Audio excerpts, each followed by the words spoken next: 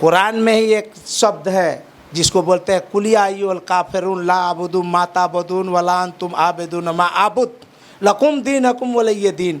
कुरान खुल्लम खुल्ला चैलेंज कर देता है कि तेरा दीन तेरे साथ, मेरा दीन मेरे साथ, लेकिन सच्चाई दोनों में होनी चाहिए। किसको मानते हैं, कुरान को मानते हैं या संविधान को मानते हैं? पहले किसको मानते हैं? पहले तो कुरान को मानते हैं। यही हमारी गलती है, ये बहुत बड़ी विडम्बना है। कभी मुलायम यूज किए, कभी अखिलेश यूज कर रहे हैं, कभी लालू यूज किए, आज तेजस्वी यूज कर रहे हैं। हम वही हो गए हैं कि जो टेंट पंडाल लगाओ, दरी बिछाओ, अपना टोपी नीतीश जी को दे दो, अपना टोपी लालू जी को दे दो और आप नंगे घूमो। अब हमारा कोई जगह रास्ता नहीं है कि हम अपना टोपी अपने सर पे रखें। अपना टोपी नीतीश जी को दे दें, राहुल जी को दे दें, मुलायम जी को दे दें, अखिलेश जी को दे दें, वो पहन करके घूम रहे हैं। आपके पास मदरसा का उद्घाटन करने वाला एक अच्छा इल्मदान आलिम उलमा नहीं है जो फीता काटे। उसका फीता बिना वजू का तेजस्वी काटते हैं, बिना वजू का नीतीश काटते हैं, बिना वजू का राहुल काटते हैं। ये कौन सी बात है भाई?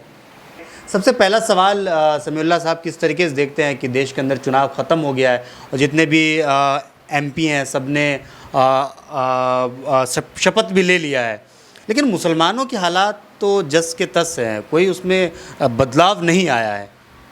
जी, डेली हिंद न्यूज़ को हमारे भारतीय इंसान पार्टी के तरफ से बहुत बहुत बधाई, बहुत बहुत शुक्रिया। और रही सवाल आपके सवाल का, तो ये आज से नहीं, आज़ाद हिंदुस्तान होने के समय से लेकर आज तक हम माइनॉरिटी उसी पोस्ट पे है जो पहले थे, वो आज भी हैं। तो अब सरकार बनी सिर्फ वोट के लिए हम हैं, बाकी काम के लिए नहीं है। हमारा विकास हो, क्या हो, शिक्षा हो, स्वास्थ्य हो, इस पर कोई पूछने वाला नहीं है। सिर्फ हमारे वोट के, सारी पार्टियां जितनी भी हैं, नेशनल या प्रदेश वाली, सारी लोग वोट के हकदार हैं, बाकी किसी चीज़ के हकदार नहीं। हम मर रहे हैं, जी रहे हैं, खा रहे हैं, पी रहे हैं, पढ़ रहे हैं, लिख रहे हैं, कुछ नहीं। हमारा कोई ज़रूरत इनको नहीं है, सिर्फ only for voting, 5 years coming, need vote, बस। उसके बाद इन लोगों को कोई हमसे ज़रूरत नहीं है। अब माइनॉरिटी तो समझ लीजिए कि एक तरह से उस मुकाम तक पहुंच गई है जो कि कहीं दिखाई नहीं देती है, कोई पूछने वाला नहीं है। वोट के दिन हम उसके सब कुछ है, वोट बीत गया, हमसे वोट ले लिया, उसके बाद हम उसके कोई नहीं। लेकिन सवाल ये है कि मुसलमान जो है लगातार उनका एक ही नारा होता है, एक ही स्लोगन होता है कि बीजेपी को हराना है। जब भी देखें मुसलमान एक मुष्ट होकर करके जो है बीजेपी के विरोध में पूरी कम्युनिटी वोट करती है। तो ये क्या वजह है कि मतलब बीजेपी के विरोध में वोट करना? बाकी और भी पार्टी है, आप उनका भी विरोध कर सकते हैं, उनका क्यों नहीं करते? देखिए, ये जो भ्रम फैलाया जाता है ना, बीजेपी अपने बल पे किसी भी सांसद को किसी भी जिला से नहीं जिता सकती है। हम बदनाम के पुतला हैं। सिर्फ जो हमारे विपक्ष वाले लोग हैं, जो हमारे वोट के हकदार बनते हैं, वो कहते हैं कि मुसलमान हमको वोट दे रहे हैं। ऐसी कुछ नहीं है। सारे लोग मोदी को भी वोट देते हैं और कांग्रेस को भी देते हैं और क्षेत्रीय पार्टियों को देते हैं। और जो नेता कहता है कि मुसलमान वोट नहीं देते हैं, ये जो है हमारे और हमारे बहुसंख्यक लोगों में लड़ाई कराना चाहता है, झगड़ा कराना चाहता है। ऐसा कहीं नहीं। आप चलिए, बहुत ऐसे लोकसभा हैं जहां 20% मुसलमान वोट दिए हैं और 20% से जीत करके भाजपा आई है। इल्ज़ाम लगाने के लिए हम पर कुछ भी लगाए, वो गलत बात है। ऐसी बात नहीं है। सिर्फ जो विपक्षी हैं वो कहते हैं कि मुसलमान हमारा है। ऐसा कुछ नहीं है कि मुसलमान उनका है और मोदी को वोट नहीं दिया है। मोदी की भी गलतफहमी है, बगैर मुसलमान की कहीं कोई। लेकिन एक सवाल यह है कि मुसलमानों की लिंचिंग होती है, गाय के नाम पे मुसलमानों की हत्या की जाती है, मुसलमान का नाम पूछा जाता है, उसके बाद जो है उसको पीट पीट कर जो है मार दिया जाता है। उसके बावजूद भी जो मुस्लिम तंजीम है, जो मुसलमानों के रहनुमा है, वो खामोश रहते हैं। क्या वो उनके अंदर अब इतनी भी सलाहियत नहीं बची है कि वो इस जुल्म के ख़िलाफ़ आवाज़ को उठाएं? देखिए, ये शुरू से कभी भी मुसलमानों का ना रहनुमा बने और न बनेंगे। इनको अपनी कुर्सी मिल गई, बड़ी तख्त मिल गई और मुसलमानों को मुसलमान ही भूल गया। और रही सवाल मॉम ब्लिचिंग का, तो मॉम ब्लिचिंग में जो है ना, ये न मुस्लिम बोलते हैं न हिंदू बोलते हैं, ये एक ग्रुप है, एक टीम है जो मिल करके इस काम को अंजाम देती है और अपने कमाने का धंधा करती है। मॉम ब्लिचिंग, अगर एक ट्रक को गाय लेके जा रहा है और वो गाय दूध देने वाली है, वो ड्राइवर को मारकर दूध देने वाली गाय रख लिया और कहा कि गाय वो कटने वाली है। तो ये जो सब डिपार्ट मिला हुआ है, ऐसा कुछ नहीं है कि मुस्लिम रहनुमा बड़े बड़े जो हैं नहीं मिले, सब मिले हुए। मुसलमान अपनी हिफाजत कैसे करे? मुसलमान खुद अपने आप, अपने परिवार, अपने मोहल्ले, अपने गांव का हिफाजत जिस दिन करना शुरू कर देगा ना, उस दिन से ऐसा नहीं है कि सिर्फ मुसलमाने को हिफाजत करे, उसके मोहल्ले में सभी समुदाय के लोग हैं, सबका हिफाजत करे। कल से उसका हिफाजत शुरू हो जाएगा। दूसरा कोई रास्ता नहीं है।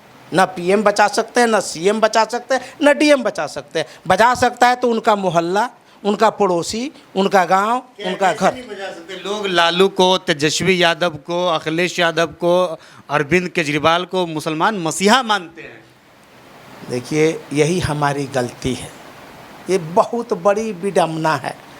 कभी मुलायम यूज किए, कभी अखिलेश यूज कर रहे हैं, कभी लालू यूज किए, आज तेजस्वी यूज कर रहे हैं। हम वही हो गए हैं कि जो टेंट पंडाल लगाओ, दरी बिछाओ, अपना टोपी नीतीश जी को दे दो, अपना टोपी लालू जी को दे दो और आप नंगे घूमो।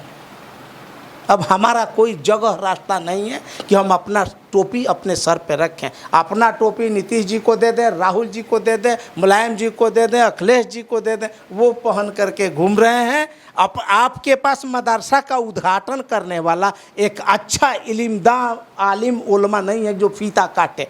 उसका फीता बिना वजू का तेजस्वी काटते हैं, बिना वजू का नीतीश काटते हैं, बिना वजू का राहुल काटते हैं। ये कौन सी बात है भाई? मुस्लिम लॉ पर्सनल लॉ बोर्ड है, उनका जितने सदस्य हैं सब एक दूसरे में आपस में किसी के इत्तेफाक इत्तेहाद नहीं है। आज बदरुद्दीन अजमल साहब इतने लोगों का काम करते थे, आज 10 लाख वोटों से हारे हैं, जो कि हिंदुस्तान में ऐसा कभी नहीं हुआ। ओवैसी साहब गए थे कल शपथ लेने, जय बांग्लादेश है, जय पाकिस्तान है, जय फिलिस्तीन, ये सब बोलने के कहते या अल्लाह, या हसन, या हुसैन। यहाँ न हसन हुसैन है, ये कहते तो मज़ा आता। ये तेलंगाना, जय भारत, जय दिल्ली, तो अच्छा होता है। इसमें फ़िलिस्तीन को आपको मालूम है कि हम किसी और मुल्क में रहते हैं, उस देश का हम जय हिंद जय भारत कहें। दूसरे देश को जय भारत जय हिंद कहने का आपका मजहब भी मना करता है कि जिस देश में खाते हैं उस देश का गुण गाओ, जिस देश में रहते हो उसी देश का बड़ाई करो, जिस देश में नहाते हो उसी देश के पानी का तारीफ़ करो। ये चीज़ अपना है।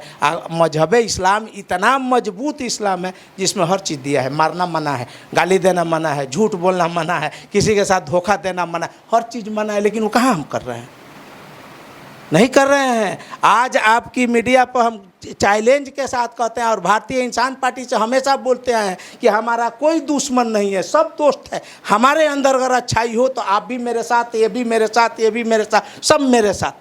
लेकिन आज देश का मैंने ऐसा विडंबना हो गया। आखिर देखिए, कल लोकसभा का स्पीकर का चुनाव हुआ, ये चुनाव होगा, ये वोट होगा, वो क्या हुआ?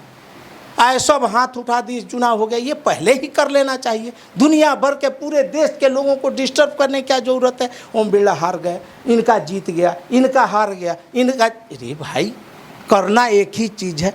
तू देख रहा है कि इसके पास 300 है, मेरे पास 240 है, पॉसिबल है? नहीं है। तो उसी को कंप्रोमाइज करो भाई। आज देश का कभी इस तरह का चुनाव नहीं हुआ था जो आज हो गया। तो ये चीज़ है हमारे माइनॉरिटी में।